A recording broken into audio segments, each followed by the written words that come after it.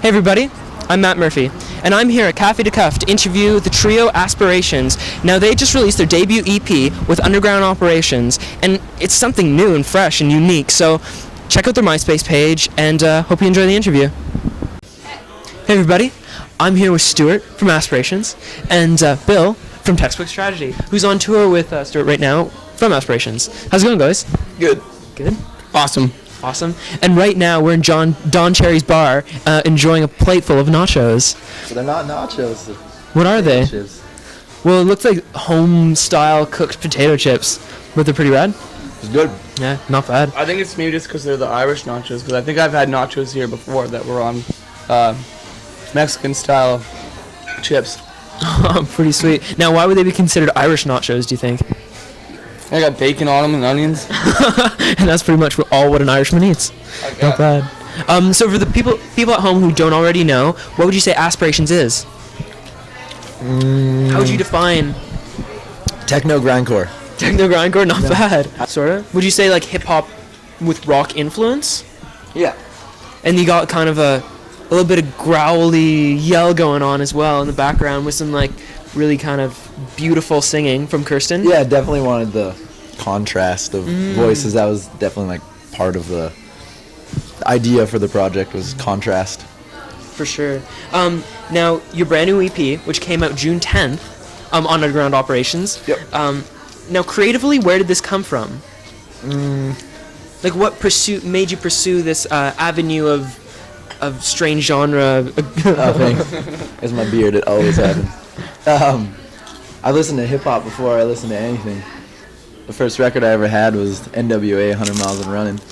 So I guess that's where part of it comes from. And then I really like Small Brown Bike and like sort of mid-90s like heavier music, so just put it together. And that's what happened. Cool.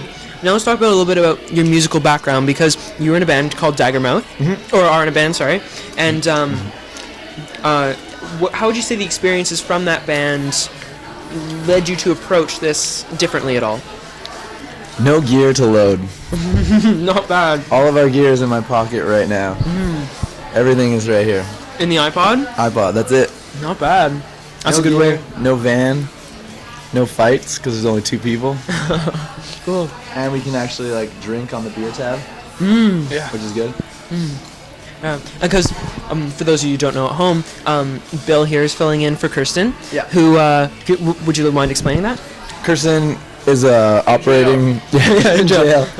She's an OR nurse at Children's Hospital, so she's fixing children instead of touring. So I can't get mad at her. So, of all the things to not tour, that's like the best excuse you can come up with. Yeah.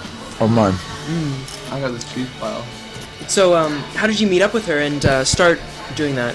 Oh, she's been my girlfriend for 7 years. Yeah? Yeah. Oh, that's amazing. Oh, Yeah. That's really cool. So, and that way she won't yell at me for going on tour. She's in the band. Yeah, she can't yell. Sweet.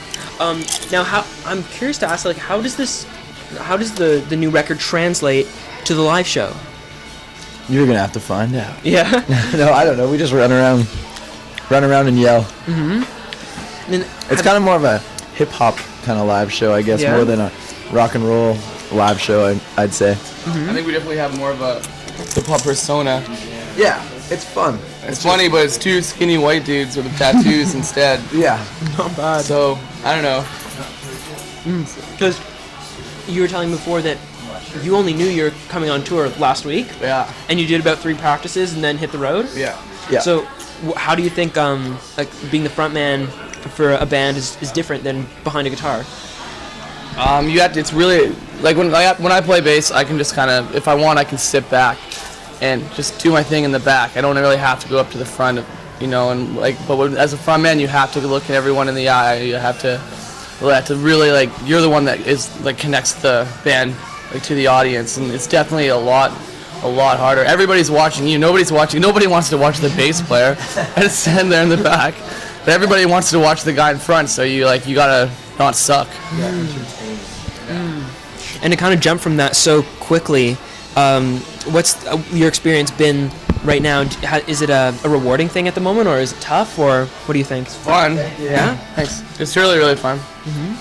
what's the process of recording a song with Aspirations, like the technical side of it? Because you were telling me before that pretty much you just start at the beginning of a song and work on it? Just take a sample, play some guitar on it, put some bass on it, put some drums on it, and then write the song usually line by line. The first time I sing the song is when it gets recorded. That's really awesome.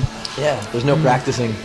That's cool. There's kind of no practicing even before we play live really either. We don't practice. That's a benefit as well, eh? It cuts down on the time, so you can Exactly. enjoy delicious nachos like this. Yeah. Sweet. And work 2 jobs. I was also wondering as well, how would you say, where do you draw the influence from? Because it's definitely a unique style of music, like combining aggressive vocals over catchy beats. Where did this come from, do you think? Limp Bizkit. Yeah. No, I hate Limp Bizkit. Except for maybe $3 Bill, y'all. That was an okay record. I don't know. I can't sing very good, so I yell. And I like hip hop, and I like catchy music, I guess. I don't know. Sweet. I'm into pop. I don't really like anything unless it's poppy. Yeah? So just put it together. Yeah. Because your background with Daggermouth, I guess a lot of people weren't necessarily expecting this to come from someone who was from Daggermouth, because that was your band, wasn't it? Pretty much you wrote the songs, that sort of thing? Yeah. What's going on with Daggermouth at the moment? I think it's pretty much donezo. Yeah? Yeah.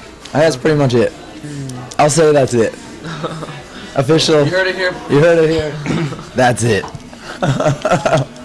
Stu, you have a very large background in music production. Yeah. And so when I was looking at the liner notes of the record, it said you did pretty much everything?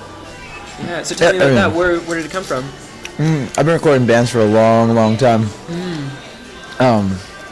Just What kind bands of have you recorded? Living with Lions, their first EP, Textbook Tragedy's first record, all the Daggermouth stuff, some Go It Alone, Blue Monday stuff, In Stride, lots of hardcore bands. That's really cool. Yeah.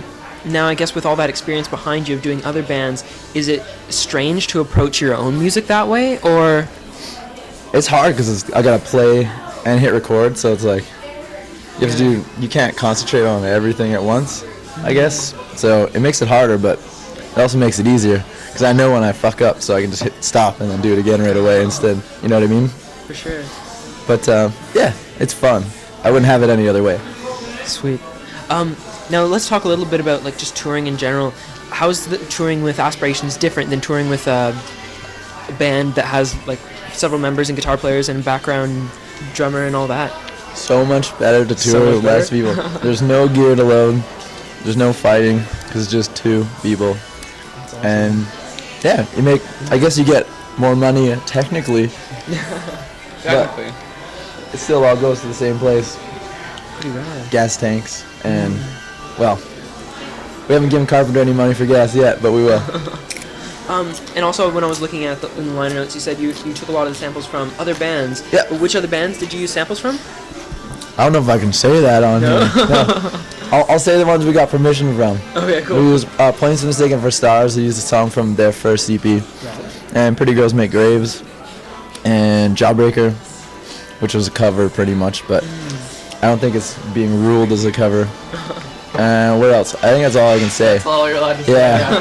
The rest of it, if they don't find out, that'd be good. If they do find out, I don't have anything that they can take or sue me for anyway, except for whatever's left on the nachos. Hopefully, I guess this album doesn't go big and go huge and Yeah. sell millions of copies. I'm gonna have some angry people. Yeah, that's the nature of the beast, I guess.